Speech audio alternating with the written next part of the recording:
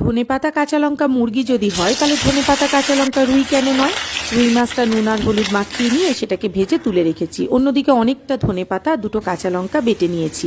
গোটা জিরে, দারচিনি ফোড়ন দিয়ে তার মধ্যে দিয়ে দিয়েছি কুচিয়ে রাখা দুটো পেঁয়াজ। পেঁয়াজের মধ্যে অল্প একটুখানি চিনি দিয়েছি যাতে পেঁয়াজের রঙটা ভালো হয়। তার মধ্যে দিয়ে দিয়েছি আদা বাটা আর রসুন বাটা, দিয়ে দিলাম ধনে জিরে গুঁড়ো। তারপর সমস্ত মশলাটা ভালো করে কষিয়ে নিয়েছি।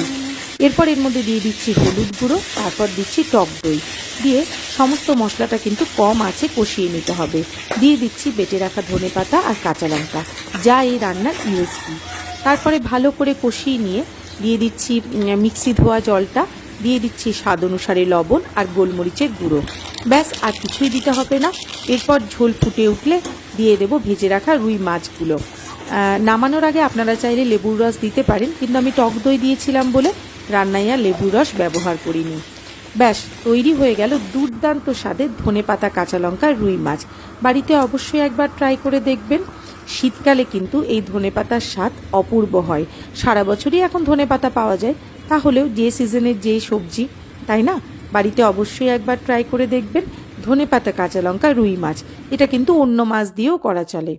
ভালো লাগলে রেসিপিটি অবশ্যই শেয়ার করবেন। পাশে থাকবেন, ভালো থাকবেন, সুস্থ থাকবেন, সবাইকে ভালো রাখবেন। নমস্কার।